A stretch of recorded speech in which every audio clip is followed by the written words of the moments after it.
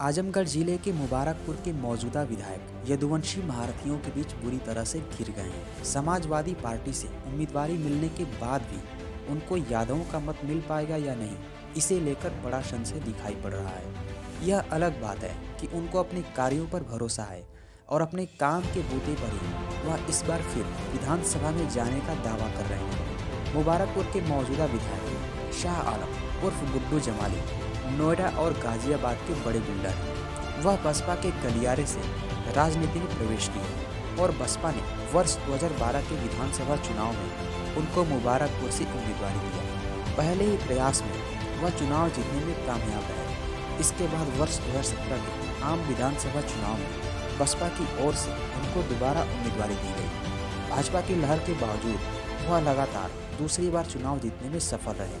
अभी हाल ही में बसपा सुप्रीमो सुश्री मायावती से मतभेद के चलते उन्होंने बसपा से इस्तीफा दिया। इसी तरह से मुबारकपुर के पूर्व विधायक व बसपा सरकार में कैबिनेट मंत्री रहे चंद्रदेव राम यादव करेली इस समय सपा में हैं।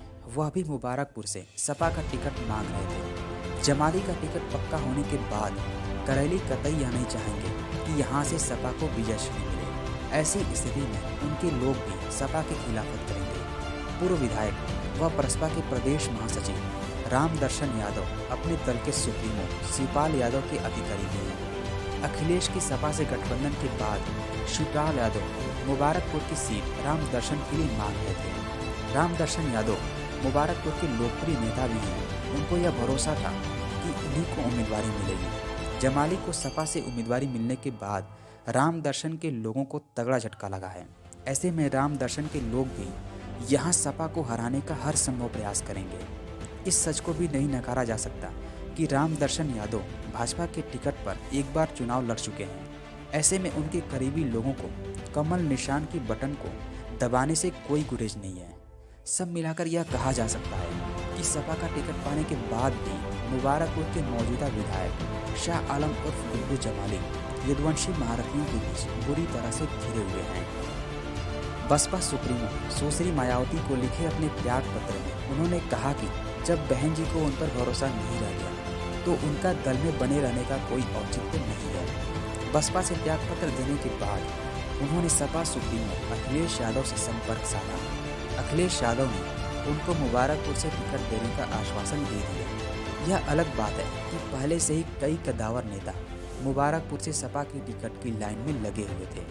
कदावर नेताओं के कारण ही सपा सुप्रीमो भी यहाँ पर किसी को उम्मीदवारी देने को लेकर काफ़ी दुविधा में थे। फिलहाल सपा सुप्रीमो ने सारी अनिश्चितताओं पर विराम लगाते हुए अब जमाली को हरी झंडी दे दी है।